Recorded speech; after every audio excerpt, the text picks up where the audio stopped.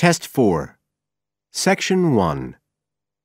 You will hear two students, Jacinta and Lewis, discussing a holiday they are planning in Queenstown, a tourist center in New Zealand popular with young people. First, you have some time to look at questions 1 to 6 on page 88.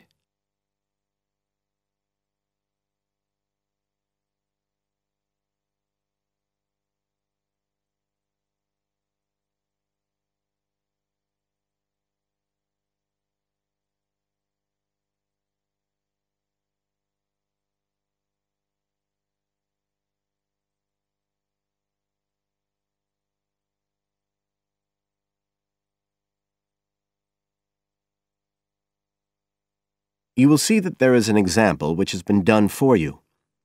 On this occasion only, the conversation relating to this will be played first.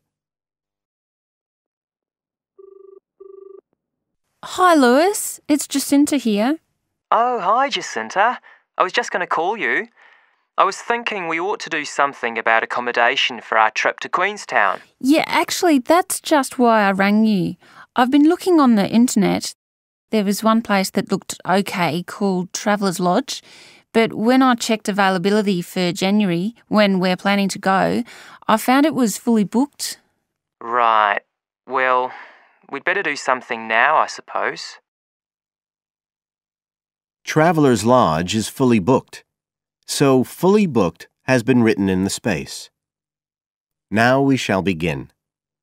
You should answer the questions as you listen, because you will not hear the recording a second time. Listen carefully and answer questions 1 to 6. Hi, Lewis. It's Jacinta here. Oh, hi, Jacinta. I was just going to call you. I was thinking we ought to do something about accommodation for our trip to Queenstown. Yeah, actually, that's just why I rang you. I've been looking on the internet. There was one place that looked okay called Traveller's Lodge, but when I checked availability for January, when we're planning to go, I found it was fully booked. Right. Well, we'd better do something now, I suppose. I've actually got a list up here on the computer. There's one place called Bingley's that looks possible. It's $1975 a night. That's US dollars. They quote all the prices in US dollars.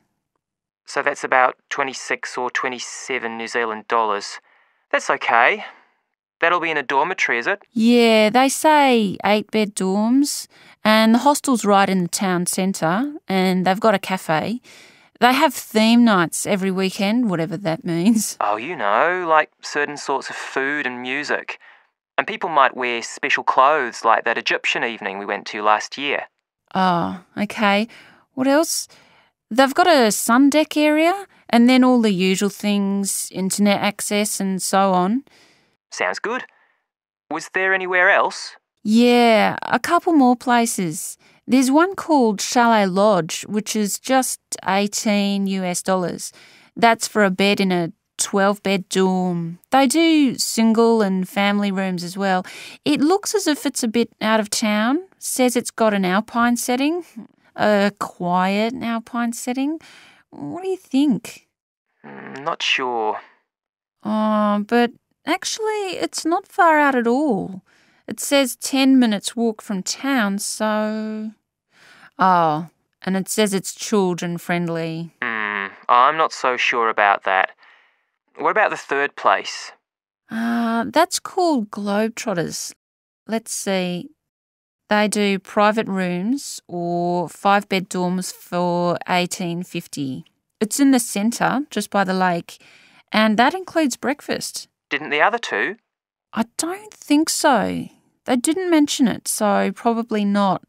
Oh, and it says something about a free skydive. Wow. Don't know if I'm all that keen on jumping out of aeroplanes. Oh, actually, what it says is you can win a chance to do a skydive. They give one away every day to one of the guests. Well, if I win it, you can do it. Anyway, do they have room? Yeah, I checked the availability. Shall I go ahead and book there then? Fine. You now have some time to look at questions 7 to 10 on page 89.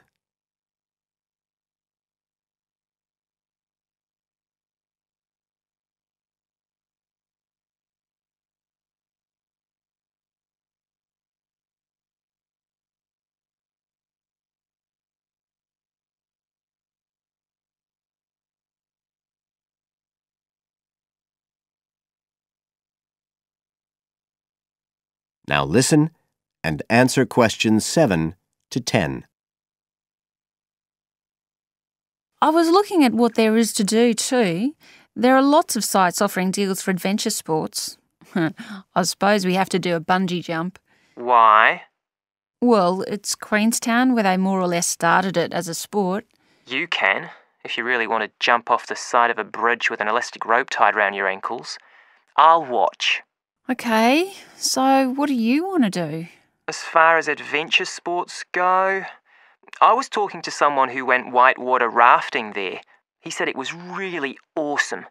They drive you up the Shotover River and then you come down on a rubber raft through the whitewater rapids where the river's really narrow and fast and end up going through a tunnel nearly 200 metres long. I think it's quite expensive though. Oh, I'm on for that if you are. Cool. The other thing you can do is the jet boat ride. That sounded just a lot of noise though. It's basically just whizzing round on the river on a very fast boat, isn't it? My friend did that as well. He said it was a bit touristy, but worth it. I'll give it a go. You go right up the river canyon. He said the drivers were really skillful, but I don't mind going on my own. But there's lots to do as well as the whole commercial adventure bit. We ought to do some trekking. The scenery around there's amazing. I don't want to miss that. The place to start's Glenorchy, apparently, about 40 minutes drive. That's where lots of the wilderness trails begin.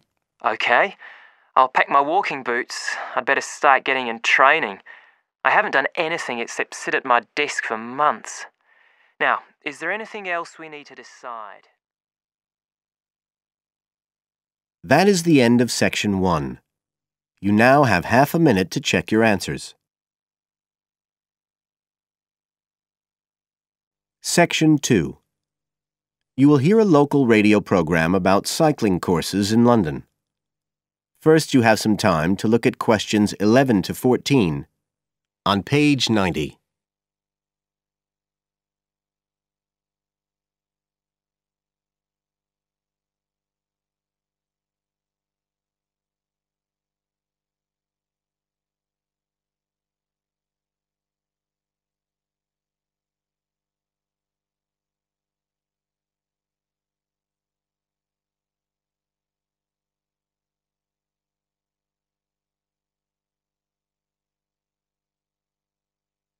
Now listen carefully and answer questions 11 to 14. There's been a great deal of interest lately in encouraging people to use bicycles instead of cars as a means of transport. But not everyone is confident about riding a bike at the best of times, let alone in the middle of a city like London. Jack Hayes is a professional trainer who works for a London-based company, City Cyclist, which provides cycle training for the public. What exactly does City Cyclist do, Jack? Well, our basic purpose is to promote cycling as a sustainable form of transport. We believe the best way to promote cycling is to teach people to use their bikes safely and with confidence. In European countries, people all learned from their parents, and they also learned in school. And when I tell them I teach people to ride bikes, they laugh. They think it's crazy.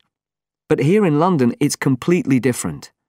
You're approaching the point where a whole generation of people have grown up not being allowed by their parents to cycle because it was considered to be getting too dangerous. And so, in turn, they can't teach their children. We believe in realistic training.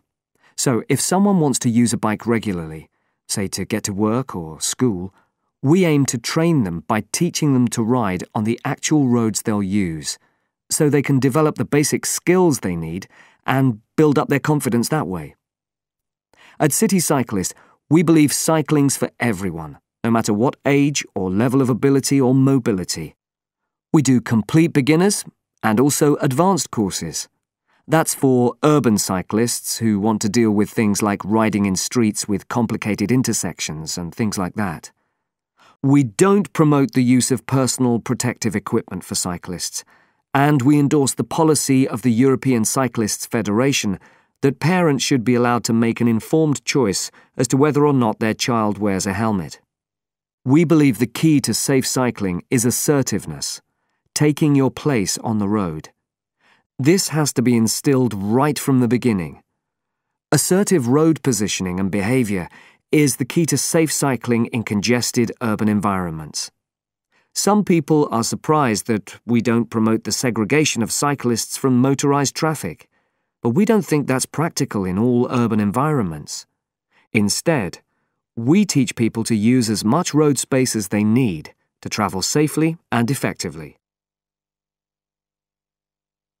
You now have some time to look at questions 15 to 20 on page 91.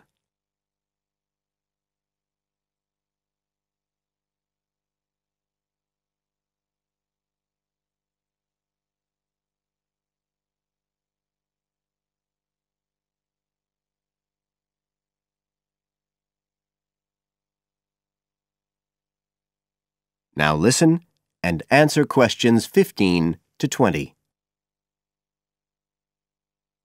Now, as well as courses for individuals, City Cyclist provides a number of services for organisations. For example, we can deliver fun, safe cycle training activities at schools, arranging courses so that the disruption of curriculum time is kept to a minimum. As well as this, in order to promote safe cycling, we have provided training courses for employees and staff of local councils. And we are also increasingly looking at developing training courses in companies in order to help employers work towards green transport plans by helping to increase the number of staff cycling to work. Right, so that's a brief summary of what we do. If any listeners would like to find out more about the organisation, you can have a look at our website. That's City Cyclist. CITI cyclist.co.uk. And in order to book lessons, you can either phone us on 020 7562 4028 or do it online. There's an application form on our website, and you can just download that and send it in. We charge £27.50 per hour for one-to-one lessons, plus £6 for each extra person. So you're looking at just £39.50 for a family of 3, say. If you've never been on a bike in your life before, we reckon we can get you riding in 1 hour, and for most people a course of road training usually takes 3 hours. But whether you're a parent or a child, an individual or an institution, we'll be happy to discuss your special needs and make a programme just for you. That is the end of section 2. You now have half a minute to check your answers.